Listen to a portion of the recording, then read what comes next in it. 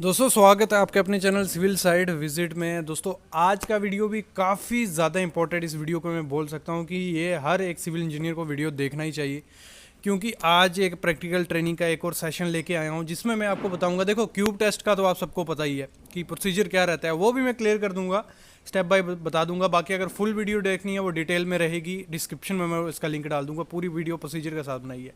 आज का वीडियो जो होने वाला है वो क्या है, पहली चीज़, तीन चार चीज़ें इसमें बताऊंगा। पहली चीज़ होगी इसमें प्रोसीजर में बताऊंगा, कुछ बेसिक क्वेश्चन में आपको इंटरव्यू बताऊंगा, फिर आपको बताऊंगा कि एक्सेप्टेंस क्राइटेरिया क्या होता है, उसके दो मेथड बताऊंगा कि कैसे हम, अगर कोई क्यूब एक्सेप्ट करना हो, फेल हो रहा हो, उसको कैसे हम फेल कहेंगे, कैसे पास कहेंगे। तीसरा क्वेश्चन आएगा कि इंपॉर्टेंट जो आज का टॉपिक है कि अगर आपका क्यूब टेस्ट फेल हो जाए तो उसके बाद क्या करोगे आप अगर क्यूब टेस्ट फेल हो जाए। ऐसे सिविल इंजीनियर आपको पता होना चाहिए कि क्यूब आपके फेल हो गए, मतलब जो उसकी कंप्रेसिव स्ट्रेंथ आनी चाहिए तो वो नहीं आई, फेल हो गई, तो क्या करोगे, ये आएगा। फिर एक क्वेश्चन और पुट अप हो रहा था कि सर क्यूब, उनमें डिफरेंस क्या है, अगर सिलेंड्रिकल स्पेसिमिन लेते हैं हम या क्यूब लेते हैं, उसमें से सबसे ज़्यादा स्ट्रेंथ किसकी आती है दोनों में से। अगर एक ही ग्रेड हम यूज़ कर रहे हैं, M30 का कंक्रीट है, एक स्पेसिमिन बनाते हैं हम क्यूब की, एक बनाते हैं सिलेंड्रिकल, उन दोनों में ज़्यादा स्ट्रेंथ किसकी आएगी। तो आज इस वीडियो में क्यूब टेस्ट, यहाँ जिसको हम बोल सकते हैं कंप्रेसिव स्ट्रेंथ टेस्ट कंक्रीट का, उसकी फुल डिटेल वीडियो होने वाली है। फुल सब कुछ इस वीडियो में बताएंगे हम। शुरुआत ही वैसे करेंगे कि टेस्ट से शुरुआत करेंगे। देखो जो इंटरव्यू में आपको क्वेश्चन आता है या आना चाहिए, कि प्रोसीजर तो मैं वीडियो डिस्क्रिप्शन में डाल दूंगा वैसे, लेकिन आपको बता दूं कि हम इसको क्यूब जो फिल रहता है वो 3 लेयर में भरते हैं, और क्वांटिटी के हिसाब से कितने कितने क्यूब भरने हैं वो आगे हम कब पढ़ेंगे, मैं आपको थ्योरेटिकल वे से वो दिखाऊंगा आपको साइड पे ही, और उसमें उसी दौरान हम उसका एक्सेप्टेंस क्राइटेरिया करेंगे। ये आपको यूट्यूब पे कम ही वीडियो देखेंगे इस टॉपिक्स पे। तो जो क्यूब रहता है हम उसको 3 लेयर में भरते हैं। अगर हम जो स्टैंडर्ड क्यूब की बात करें तो वो 150 बाय 150 mm का क्यूब हम यूज़ करते हैं। इसमें भी दो चीज़ें आती हैं, सुनते रहना, ये आपके लिए एक काफ़ी इंपॉर्टेंट वीडियो है। इसमें भी दो चीज़ें आती हैं। अगर हम 10 mm का एग्रीगेट या कपची हम जिसे बोलते हैं वो यूज़ करें तो हम 100 mm by 100 mm by 100 mm का क्यूब यूज़ कर सकते हैं। दोस्तों ये वीडियो कंटिन्यू रहेगी, कंटिन्यू बहुत चीज़ें सीखने वाले हो। आप लेंथ से देख सकते हो, वीडियो की 20-22 मिनट की वीडियो है, तो इसमें आगे मैं पूरा आपको थ्योरेटिकल बताने वाला हूँ, टेस्ट कैसे करते हैं। तो मेरे ख्याल में प्रैक्टिकली बहुत इंपॉर्टेंट वीडियो है। लेकिन उससे पहले एक अपडेट दे देता हूँ मैं आपको, जो बच्चों के लिए बहुत इंपॉर्टेंट है। ट्रेनिंग का 2 से 3 मिनट उसके मैं लूँगा। आपके बच्चे फील्ड ट्रेनिंग करना चाहते हैं, ऑन साइट सीखना चाहते हैं, तो इससे अच्छा मौका नहीं मिलेगा, क्योंकि सिविल गुरुजी इंस्टीट्यूट आपको ये सिखाने वाला है। इंडिया गेट रेडी जॉब से पहले ग्रोथ की तैयारी तो आपको ये करनी पड़ेगी। 65% फी आपको प्लेसमेंट के बाद देना है। जैसे आपकी जॉब लग जाती है उसके बाद आपको 65% अपनी फी देनी है। फिर देखो इसमें क्या है, आपको अपना करियर प्लान चूज करना पड़ेगा कि आप जाना कहाँ चाहते हो, किस फील्ड में जाना चाहते हो। क्योंकि हमारा जो प्रोसीजर है, देखो land survey, site engineer, senior engineer, quantity survey, QAQC, billing engineer, procurement engineer और प्रोजेक्ट मैनेजर, तो ये पूरा लंबा सेशन रहता है। यहाँ से हम स्टार्ट करते हैं और यहाँ तक जाते हैं।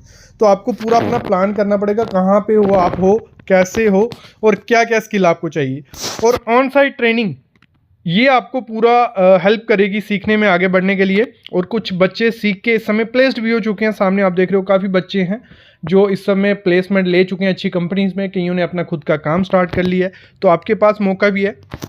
देखो जो कंपनी डिमांड करती है, सिविल गुरुजी ने पहले पूरा रिसर्च किया इस चीज़ पे, कंपनी से टाई अप्स MOUs हैं उनके, तो उन्होंने पूरा रिसर्च किया कि कंपनीज को चाहिए क्या क्या बिल्डिंग कंस्ट्रक्शन में।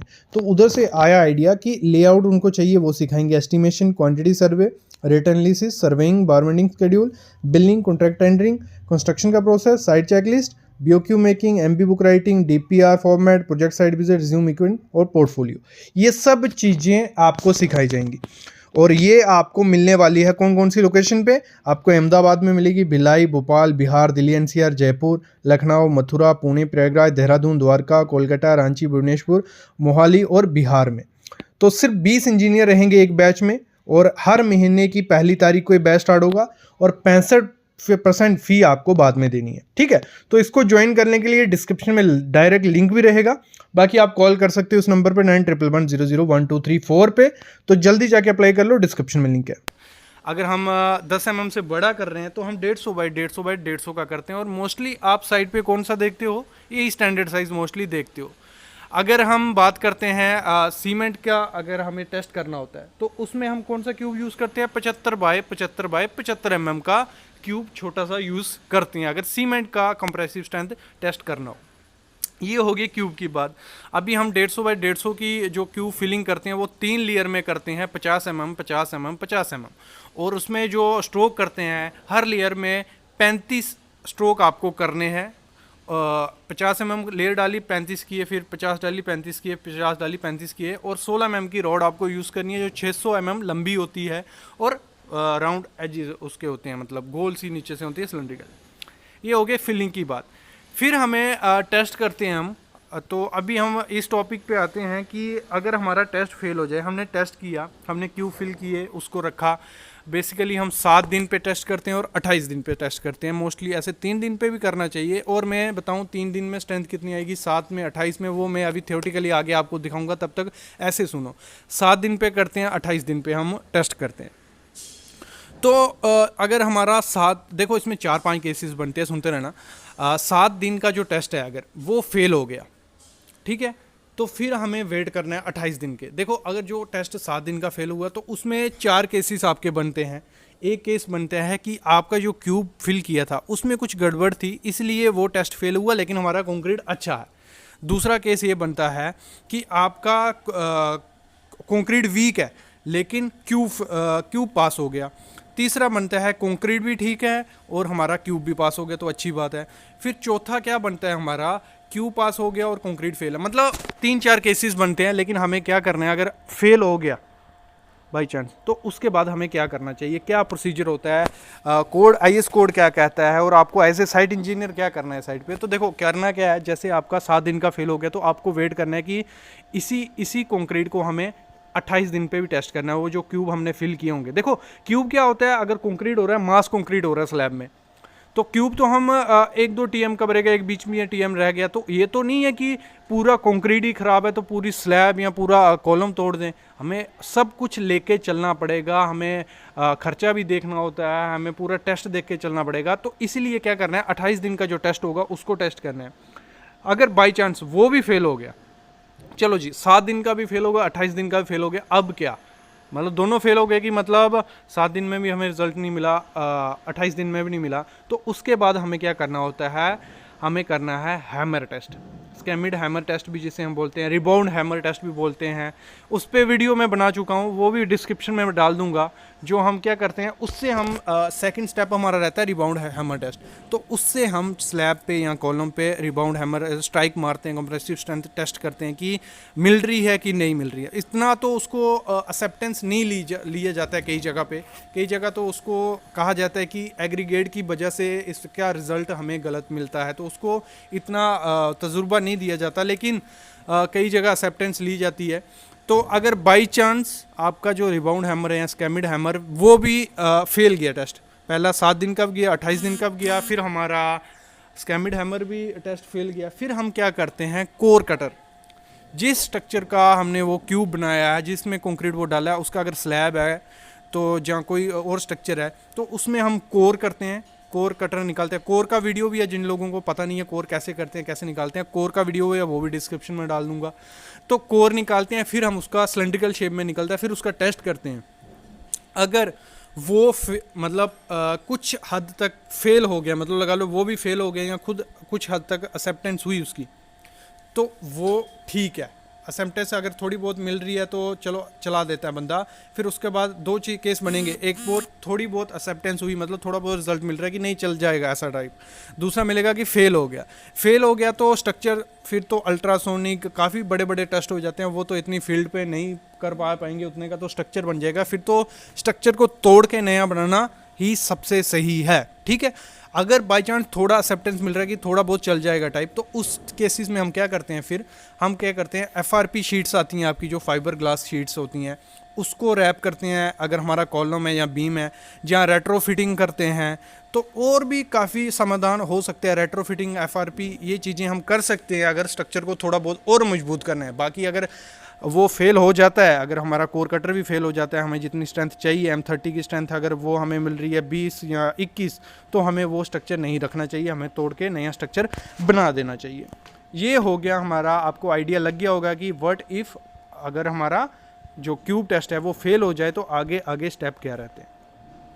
अभी हम बढ़ते हैं मेन जो एक्सेप्टेंस क्राइटेरिया रहता है कि क्या एक्सेप्टेंस क्राइटेरिया होना चाहिए। अगर क्यूब M30 का यूज़ कर रहे हैं तो उसकी स्ट्रेंथ अगर 20 आ रही है तो हमें एक्सेप्ट करना चाहिए। 2-3 केसेस बताऊंगा, काफ़ी अच्छी वीडियो होने वाली है। अभी हम थ्योरेटिकल पार्ट पे चलते हैं, फिर हम लास्ट में फिर दोबारा प्रैक्टिकल पार्ट पे आएंगे, फिर उसमें और चीज़ें क्लियर होंगी। वीडियो थोड़ी बहुत लंबी होगी आप लोगों के लिए, लेकिन आप सुनोगे देखोगे तो काफ़ी चीज़ें उसमें सीखने को आपको मिलने जा रही हैं आज। देखो, हालांकि ये चीज़ आप लोगों को पता भी होगी और मैं बता भी चुका हूँ आपको कि कंक्रीट सैंपलिंग किस हिसाब से करते हैं। अगर लेस देन 5 M³ का माल है हमारे पास, ये क्यों बता रहा हूँ, आगे काम आने वाला है इसलिए बता रहा हूँ। अगर 5 M³ से कम हमारा कंक्रीट होता है साइड पे, तो एक नग आपको सैंपल करना होता है। एक नग में कितना हो गया, 6 क्यूब हो गए। 3 हम 7 दिन पे करेंगे टेस्ट, 3 हम 28 दिन पे टेस्ट करेंगे। ठीक है, थोड़ा कैमरा हिलेगा क्योंकि अभी मैं साइड पे ही हूँ, तो साइड से ही आपको गाइड कर रहा हूँ। तो देखो, ये हो गया हमारा 3 7 दिन पे 28 दिन पे। दूसरा, अगर 6 से 15 M³ है हमारा, तो हमारे 2 नग उसमें भरे जाएंगे। तो वो हो गए कितने, 2 × 6 12 क्यूब हम उसमें फिल करते हैं। फिर हमारा 31 से 50 M³ है तो हम उसमें 3 नग करते हैं, मतलब 3 × 6 कर लेंगे। फिर 51 तक हमारा कंक्रीट है तो हम 4 × 6 कर लेंगे। फिर हर 50 पे, मतलब 100 हो गया तो हम कितने सेट करेंगे, 4 + 1 150। फिर 150 हो गया, अगर 150 M³ हो गया तो हम करेंगे 4 + 1 + 1। हर 50 M³ पे हमें एक एक सेट बढ़ाते हैं। एक सेट में कितने, 6 क्यूब होते हैं। ये क्लियर हो गया। फिर हम स्ट्रेंथ की बात करते हैं। स्ट्रेंथ ये भी क्यों बता रहा हूँ, आगे काम आएगी। स्ट्रेंथ 3 दिन पे हमारी क्यूब की अप्रॉक्स 30% स्ट्रेंथ आ चुकी होती है कंक्रीट की, और 7 दिन पे हमारी 70% या 67 कुछ परसेंट होती है, 70% अप्रॉक्स पकड़ के चल रहे हैं। 14 दिन पे हमारी 90% स्ट्रेंथ आ चुकी होती है।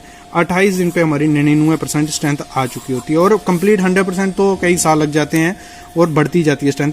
और हमेशा याद रखना, कोई भी हम RMC अगर आता है या कंक्रीट कोई भी डिज़ाइन करता है, कुछ नॉमिनल की बात करें या डिज़ाइन मिक्स की, अगर नॉमिनल और डिज़ाइन मिक्स का डिफरेंस चाहिए वो भी मैं वीडियो बना चुका हूँ, आप देखो, वो भी अच्छी चीज़ है।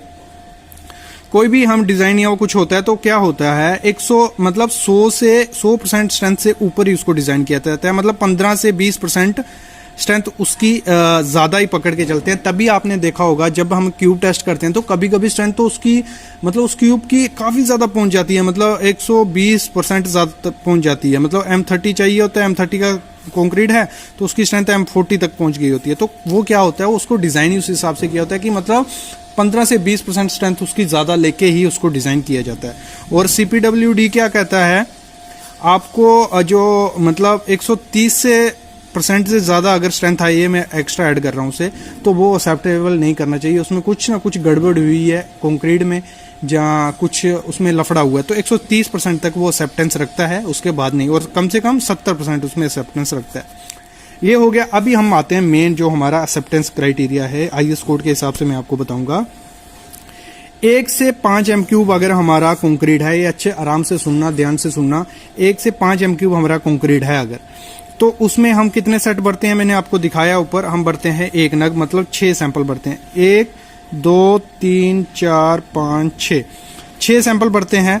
M20 का कंक्रीट हम अगर यूज कर रहे हैं, M20 का, तो हमारा एक की स्ट्रेंथ आई 17, एक की आई 20, एक की आई 22, एक की आई 30, एक की आई 16।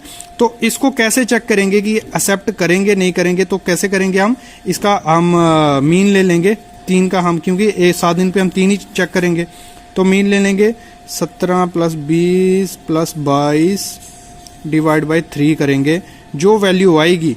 और हम M20 का कंक्रीट यूज कर रहे हैं, 20 + 4 24, तो आपकी हमेशा ये जो वैल्यू रहेगी ये 24 होनी चाहिए या 24 से ज्यादा, तभी वो एक्सेप्टेंस होगी, तभी वो क्यूब पास होंगे, नहीं तो फेल। अगर ये बाई चांस आती है 20 तो फेल, अगर आती है ये 26 इनका मीन, ये मीन तो निकाल लेना आप, मैं ऐसे बता रहा हूँ। अगर 26 आती है तो ये पास। तो ऐसे हम करते हैं किसके लिए, अगर 1 से 5 MQ हमारा माल है, उसका फार्मूला है FCK + 4 न्यूटन पर mm²। और ये मेथड है, एक आगे भी मैं बताने वाला, उस तरीके से भी हम चेक कर सकते हैं। जो 15% वाला आप सबने सुना होगा, ये कम ही लोगों ने सुना होगा, वो 15% वाला सबने सुना होगा, वो मैं आगे बताने वाला हूँ।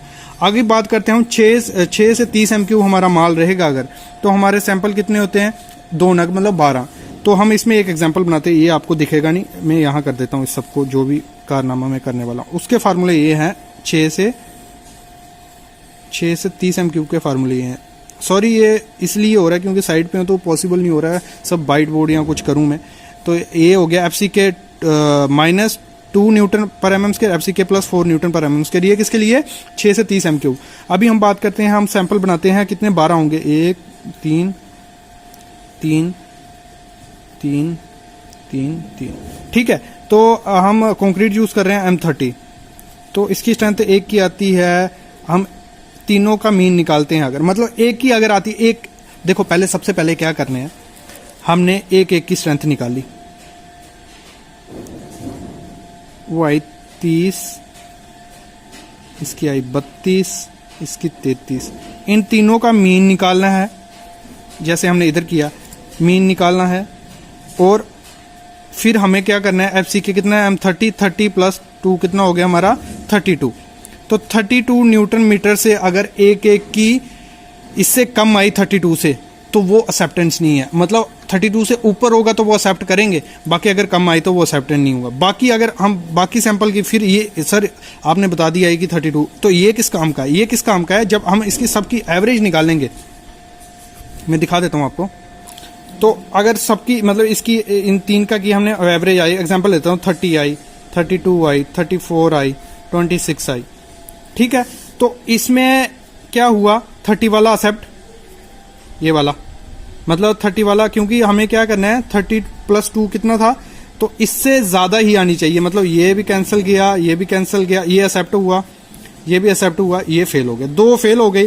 फिर अगर ये फेल हो रहे हैं, फिर हमें एक और चेक मारना है, इस पे क्या मारना है, इन सबका मीन, मतलब इसका इसका इसका इसका, इन सबको प्लस किया, हमारा आया 122 / 4, तो ये हो गया 30.5।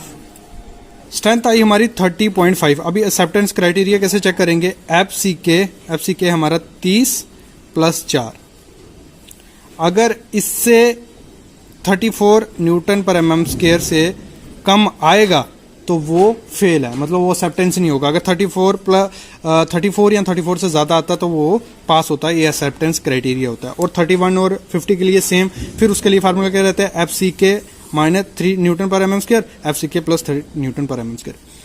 थोड़ा बहुत समझ आया क्या बोला मैंने, क्या नहीं, फार्मूला रट लो और प्रोसीजर देख लो कि कैसा। चलो ये वाला नहीं आया तो मैं अगला एक और मेथड बताता हूँ, वैसे आई होप आपको समझ आ जाए। तो उसमें क्या है, उसमें आपको क्या करना है, तो उसमें हम एक एग्जांपल लेते हैं, हमारा M20, मैं अपना रजिस्टर भी दिखाऊंगा जिसमें रिपोर्ट है, वो मैं बाद में दिखाता हूँ। M20 कंक्रीट है, ठीक है। तो उसका हमने टेस्ट किया, एक टेस्ट में आया 23 न्यूटन, एक में 20 न्यूटन, 21। ये कैसे आता है ये मैं भी दिखा देता हूँ, लास्ट में रिपोर्ट जरूर दिखाऊंगा। जिन्होंने वो वीडियो नहीं देखी होगी क्यूब टेस्ट का प्रोसीजर और रिजल्ट, तो उनको नहीं पता होगा। एक 23 आया, एक 20 आया, एक 21 आया। इसका हम तीनों का मीन निकालते हैं, वो प्लस किया तो 64 आया, 64 / 3 है, 3 किया तो हमारा आया 21.3 न्यूटन पर mm²। ये आ गया, इसका आंसर ये आया। अभी क्या करना है, इसमें जो आपने सुना होगा कि इंडिविजुअल ±15% से ज़्यादा ना कम होना चाहिए ना ज़्यादा, जो भी इनका इंडिविजुअल रिजल्ट आएगा उनमें 15% से कम या ज़्यादा डिफरेंस नहीं होना चाहिए। तो वो कैसे निकालेंगे हम, ये 23 था, 23 ये आ गया, डिवाइड जो हमारा मीन आया वो इंटू 100, मतलब परसेंटेज निकालनी है ना, परसेंटेज निकालनी है। तो ये आया हमारा कुछ 107, मतलब 107% आया। 100% से माइनस किया तो मतलब 7% हमारा 1 क्यूब का आ गया। समझिए क्या किया, मतलब 23 / 21.33 इंटू 100 किया तो हमारा आया 107%, मतलब प्लस में हमारा उसकी स्ट्रेंथ जा रही है। 100% टोटल होता है, -100% आएगा, 7% आया प्लस में, प्लस 7%, प्लस माइनस की कोई जरूरत नहीं है। फिर हमारा दूसरे का किया 20 / 21.33 इंटू 100 और उसको 100 में से माइनस किया तो ये आया हमारा, दूसरा आया हमारा 6.2%। तीसरा आया हमारा 1.5%। मतलब सब में ज़्यादा अंतर नहीं है, 15% का, ना माइनस में ना प्लस में, तो ये हमारा टेस्ट पास होता है। पास समझे क्या किया इस चीज में। अगर एक और एग्जांपल मैं लूं, अब फेल वाला मैं आपको बताता हूं। तो फेल वाले में क्या है, एक मिनट कैमरा सेट करने देना। M20 का कंक्रीट है, हमारी स्ट्रेंथ आई 16, 28, 20। तो उसको मीन निकाला हम 64 डिवाइड 21.33 आया। तो इनका अगर हमने निकाला सेम 16 डिवाइड बाय 21.33 इंटू 100, 100% मतलब 25, ये 25 आया, इसका रिजल्ट आया 31% आया, इसका 20 का आया 7% आया। तो दो बड़ा डिफरेंस इसमें, अगर इसमें देखें हम कितना डिफरेंस है, 15 से ज़्यादा डिफरेंस है इसमें, और इसमें देखें 15 से ज़्यादा है, तो ये टेस्ट हमारा फेल होता है। ऐसे हम एक्सेप्टेंस क्राइटेरिया करते हैं साइट पे। एक तो मेथड मैंने आपको पहले बताया, एक मेथड ये हो गया। दो तरीके होते हैं ये चेक करने के। समझ आया? कुछ नहीं समझ आएगा कमेंट करना, फिर बताऊंगा, कोई दिक्कत नहीं है, वैसे इतनी टेंशन नहीं लेनी है। बाकी अगर नेक्स्ट क्वेश्चन क्या था हमारा, नेक्स्ट था क्यूब और जो हम सिलेंडर करते हैं, दो टेस्ट करते हैं, सिलेंड्रिकल और क्यूब। इन दोनों में स्ट्रेंथ किसकी ज्यादा आती है? इसकी, क्यूब की ज्यादा आती है। क्यों ज्यादा आती है इसमें? क्योंकि उसका जो सिलेंडर रेशो एरिया ज्यादा होता है, मतलब सिलेंडर का वो होता है 300 हाइट में और 150 ऐसे, तो उसमें वो जल्दी टूट जाता है एज कम्पेयर टू क्यूब। तो मतलब जो स्ट्रेंथ ज्यादा आती है वो किसकी आती है? क्यूब की एज कम्पेयर टू सिलेंड्रिकल। ये क्वेश्चन भी पूछा गया था। तो आपको आई होप आइडिया लग गया होगा, अगर आपका क्यूब टेस्ट फेल होगा तो क्या होगा, एक्सेप्टेंस क्राइटेरिया क्या होने वाला है। अभी मैं आपको दिखाता हूं अपना रजिस्टर, जहां जिसमें रिपोर्ट की कैसे हम टेस्ट का रिजल्ट निकालते हैं, वो भी एक बार देख ही लो आप। देखो, एक कोई भी लोकेशन हम पकड़ लेते हैं, ये सीरियल नंबर आ जाता है, लोकेशन आ गई हमारी 3rd फ्लोर स्लैब, इतने से इतने। और जब भी आप डिस्क्रिप्शन लिखो स्ट्रक्चर की, एक एक चीज लिखो उसमें, क्योंकि अगर बाई चांस फेल हुआ ना तो तब गड़बड़ आती है। ऐसे तो कुछ नहीं होगा कि स्टेयर की कास्ट और स्टेयर टीएम, मतलब सब कुछ आपको उसमें मेंशन करना है। और क्यूब पे जब लिखते हो तो उसमें भी सब मेंशन करना है। ग्रेड था M30, डेट ऑफ कास्टिंग आपको यहाँ डाल देनी है जितनी भी थी आपकी, ये लिख दी हमने 13/2/2020। तो सैंपल आ गए हमारे 12। क्यों 12 क्यों आए? क्योंकि हमारी कंक्रीट की क्वांटिटी कितनी थी? 6 से 15 MQ क्वांटिटी थी, तो हमारे इसलिए 12 सैंपल यहाँ आ गए। ठीक है, फिर हमारा क्या करना है, डेट ऑफ टेस्टिंग लिख देनी है, 19 तारीख को हमारा टेस्ट होगा। तो उसके रिजल्ट क्या आया? वो आया 25 पॉइंट्स। ये कैसे आया? ये मैं इसमें नहीं लिखा है, इसमें एक बॉक्स कम है, तो ये 28 दिन पे मैंने इस पे मेंशन किया हुआ है सब। तो 28 दिन पे क्या हुआ, 28 दिन पे हमने जब टेस्ट किया तो हमारा, जब हमने लोड डाला उस पे स्पेसिमेन पे, तो हमारा आया लोड 760 पे, वो फेल हो गया। क्यूब था वो फेल हो गया 760 किलो न्यूटन पर mm स्क्वायर पे। फिर 790, 820 ऐसे ऐसे फेल हो गया। फिर जो आपका लोड आएगा उसको डिवाइड किससे करना है? 700 डिवाइड बाय 22.5 से आप करेंगे तो हमें उसकी मिल जाएगी एवरेज वैल्यू। और ये वेट, जो क्यूब का वेट रहता है, ये रह गया। मतलब इस करते हैं इसको। देखो, अच्छे से समझना है अगर ये चीज को, तो आपको क्या करना है, डिस्क्रिप्शन में मैं वीडियो डाल देता हूँ, उसमें मैंने अच्छे से बताया है। 15 से 20 मिनट के वो वीडियो है, उसमें पूरा प्रोसीजर है, क्यूब कैसे फिल करते हैं, कैसे रखते हैं, वो सब चीजें उसमें बताएंगे, वो देखो। और रिबाउंड हैमर की वीडियो वो भी देखो। अगर ये वीडियो पसंद आई होगी तो लाइक जरूर कर देना, कमेंट करना, और प्लीज चैनल को सब्सक्राइब करके रखो। ऐसा प्रैक्टिकल नॉलेज आपको कहीं नहीं मिलेगा, सिर्फ कहाँ मिलेगा? civilsitevisit.com पे मिलेगा। और जॉब के लिंक चाहिए, नया चैनल क्रिएट किया, वो भी डिस्क्रिप्शन में लिंक डाल देता हूँ। ब्लॉग चाहिए, इंटरव्यू क्वेश्चन चाहिए, civilsitevisit.com वेबसाइट पे जाओ, वहाँ पे भी आपको सब चीज़ें मिल जाएंगी। Thank you guys.